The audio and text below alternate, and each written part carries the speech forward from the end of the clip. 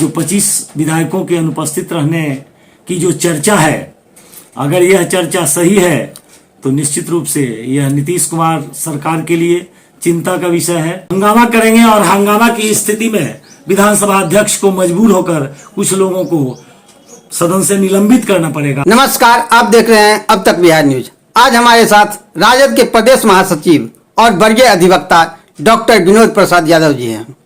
Sir, सबसे पहले अब तक बिहार न्यूज में आपका स्वागत है। धन्यवाद। सर, बिहार में राजनीतिक हलचल बहुत तेज हो गई है। जदयू का आज भोज रखा गया था मंत्री श्रवण कुमार के यहाँ, लेकिन वहां जदयू के 25 विधायक नहीं पहुंचे हैं। क्या सच में तेजस्वी जी खेला कर रहे हैं? जदयू के मंत्री जो नीतीश कुमार जी के खास आदमी हैं, उनके यहाँ जो भोज का आयोजन था उसमें जो 25 विधायकों के अनुपस्थित रहने की जो चर्चा है, अगर यह चर्चा सही है तो निश्चित रूप से यह नीतीश कुमार सरकार के लिए चिंता का विषय है और बहुमत साबित नहीं होने का एक पूर्वाभास मुख्यमंत्री को है। अच्छा, जिस तरह जदयू के भोज में 25 विधायक नहीं पहुंचे और उसी तरह यदि फ्लोर टेस्ट में 25 विधायक नहीं पहुंचेंगे तो क्या होगा? फ्लोर टेस्ट में 25 विधायक नहीं पहुंचेंगे तो निश्चित रूप से सरकार अपनी बहुमत साबित नहीं कर पाएगी और सरकार अगर बहुमत साबित नहीं कर पाएगी तो सरकार गिर जाएगी। लेकिन इस बात की भी संभावना है कि अगर 25 विधायक अगर अनुपस्थित रहे या सत्ताधारी दल अपना विश्वास मत साबित करने की स्थिति में नहीं होगा तो चूंकि जो अभी विधानसभा अध्यक्ष हैं जिनके खिलाफ अविश्वास प्रस्ताव लाया गया है और उनका कहना है कि मैं अध्यक्ष की कुर्सी पर मैं मौजूद रहूंगा, अगर उनके अध्यक्ष की कुर्सी पर मौजूद रहते हुए अगर सदन की कार्यवाही शुरू हुई तो निश्चित रूप से सत्ताधारी दल के कुछ विधायक हंगामा की स्थिति क्रिएट करेंगे। हंगामा करेंगे और हंगामा की स्थिति में विधानसभा अध्यक्ष को मजबूर होकर कुछ लोगों को सदन से निलंबित करना पड़ेगा और निलंबन का चोला ओढ़कर सत्ताधारी दल कोर्ट का शरण ले सकता है, हाईकोर्ट जा सकता है और हाईकोर्ट को कहेगा चूंकि जिस विधानसभा अध्यक्ष पर अविश्वास प्रस्ताव लाया जा चुका है उसके निर्णय के तहत जिन लोगों को सदन से निलंबित किया गया है वह गैर कानूनी है, अवैध है और हो सकता है कि हाईकोर्ट इस बात को अमान्य करके और विधानसभा अध्यक्ष को भी अपने आसन से हटने के लिए या जो भी लोग जिनकी सदस्यता वे निलंबित किए होंगे उस निलंबन को हाईकोर्ट रद्द कर सकता है। और जब तक ये लीगल प्रक्रिया चलेगी तब तक सत्तारूढ़ दल को विश्वास मत को पाने के लिए कोई आवश्यक नहीं होगा। वो विश्वास मत हासिल करने के लिए सदन में कोई प्रस्ताव रखने के लिए मजबूर नहीं होगा, बल्कि कानूनी दाव पेच का मामला उठाकर नीतीश सरकार कुछ दिनों तक और चलती रहेगी। और बहुत विशेष अगर स्थिति आई तो नीतीश कुमार जो चाहते हैं कि विधानसभा को भंग कराकर चुनाव में हम जाएं, लोकसभा के साथ साथ विधानसभा का भी चुनाव हो, तो ऐसी भी स्थिति आ सकती है। राष्ट्रपति शासन लागू हो सकता है, यही स्थिति। लेकिन हमें उम्मीद है कि अच्छा, राष्ट्रपति शासन लागू होगा तो क्या इतना लंबा समय तक लागू रह सकता है? अभी 2.5 साल बाकी है। 6 महीना से ज्यादा तो लागू नहीं होगा। इस बीच में फिर मौका दिया जाएगा, जो सरकार बना सकता है नहीं तो जो अभी स्थिति है केंद्र सरकार की और राज्यपालों की जो स्थिति है वैसी स्थिति में कुछ भी नैतिक अनैतिक हो सकता है और लोकसभा भंग करके चुनाव कराया जा सकता है। चूंकि भाजपा का जो नीतीश कुमार जी से अभी फिर गलबहियां हुआ है, नीतीश कुमार जी का सिर्फ एक ही इच्छा है कि पुनः चुनाव हो जाए। जितना जल्दी से जल्दी चुनाव हो जाने से जो 45 का अंक उनके साथ जुड़ा हुआ है उससे छुटकारा मिलके हो सकता है जो गठबंधन में उनको 100 सीट मिलेगा तो 100 सीट में भाजपा के साथ कहीं 70-80 सीट जीत सके और तब 45 से 70-80 तक पहुंचने की कवायद के रूप में वो विधानसभा को भंग करा के पुनः चुनाव कराना। अच्छा, राजद की आज शाम में बैठक होनी है, लेकिन सूत्रों से पता चला है कि ये आनंद मोहन के बेटा चेतन आनंद नाम है और उनके एक विधायक बैठक में उपस्थित नहीं हो रहे हैं। यहाँ भी खेला हो रहा है फिर राजद में भी। जहां तक आनंद मोहन जी के बेटे के उपस्थित अनुपस्थित होने का सवाल है तो अभी तो ये कयास लगाए जा रहे हैं। शाम की जो मीटिंग होगी उस मीटिंग से पता चलेगा कि वे उपस्थित हो रहे हैं या अनुपस्थित हो रहे हैं।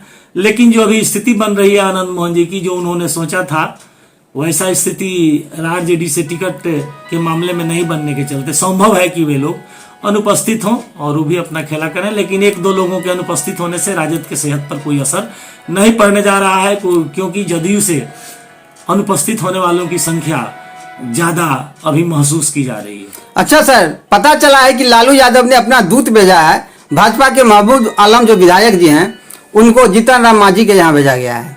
इसको किस मायने में देख रहे हैं? वैसे महबूब आलम जी बोले हैं कि हम स्वास्थ्य कारणों से गए थे, स्वास्थ्य देखने गए थे मांझी जी का। दूतों को भेजने और बातचीत करने का जहां तक सवाल है तो यह कोई असंभव बात नहीं है, क्योंकि सरकार बनाने, सरकार को बचाने और सरकार को गिराने का जो कवायद दोनों ओर से चल रहा है, उसमें जीतन राम जी को अपने साथ बनाए रखने और जीतन राम जी को वहां से हटाकर अपने साथ लाने के लिए दूतों का मिलने जुलने की जो भी चर्चा होगी वो स्वाभाविक है, ऐसा हो सकता है, या कोई असंभव बात नहीं है। इसलिए महबूब आलम हो सकता है कि गए हों।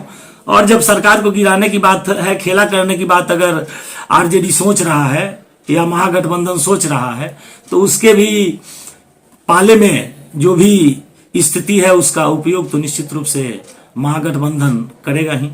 इसलिए ऐसा संभव है या कोई असंभव बात नहीं है। अच्छा, इतना खेला हो रहा है, नीतीश कुमार यदि देखेंगे कि हमारे पास विधायक कम हो रहा है तो हो सकता है विधानसभा भंग कर दे।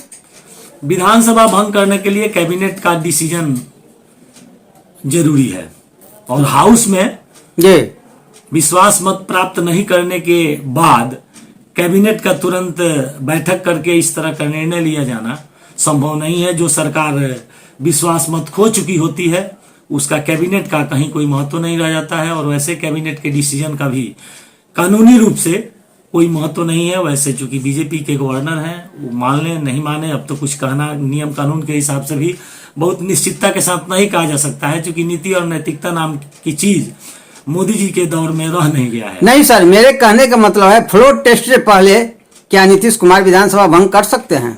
फ्लोर टेस्ट के पहले कर सकते हैं। फ्लोर टेस्ट के पहले अगर अगर कैबिनेट का फैसला होता है कि सदन को भंग कर दिया जाए, तो विधानसभा को भंग कर दिया जाए, तो ऐसा फैसला अगर कैबिनेट के द्वारा लिया जाता है तो संभव है। लेकिन 3 दलों की ये सरकार है, तीनों दल के लोग कैबिनेट में हैं और एक निर्दलीय भी उसमें शामिल है, तो यही लोग हो। जब तक कैबिनेट का फैसला नहीं होगा, अगर नीतीश कुमार जी चाहेंगे भी और भाजपा नहीं चाहेगी कि हम अभी विधानसभा को भंग करावें, तो इस तरह का फैसला कैबिनेट में नहीं हो सकता है। सर्वसम्मत फैसला तभी हो सकता है जब भाजपा भी इंटरेस्टेड होगी, भाजपा का ऊपर का आला कमान भी अपने नीचे के लोगों को यह निर्देश देगा कि विधानसभा को भंग कराने के लिए कैबिनेट में जो नीतीश कुमार के द्वारा प्रस्ताव दिया जा रहा है उसको आप लोग पास कीजिए और पास करा के गवर्नर के यहाँ आप लोग दीजिए, तभी संभव। लेकिन अभी की परिस्थिति में जो नीतीश कुमार चाह रहे हैं वही हो, यह संभव नहीं है, क्योंकि नीतीश कुमार के साथ भाजपा का भी अपना गेम है। क्योंकि नीतीश कुमार को भाजपा के साथ जितना पिछले दिनों खेलना था खेल चुके हैं, अब भाजपा की बारी है कि वह नीतीश कुमार को के साथ खेल करके और इन्हें किनारे लगा दे और इनके साथ इनकी मजबूरी को नहीं झेल सके। इनको अब ढोना, भाजपा की कोई मजबूरी नहीं रह गई है।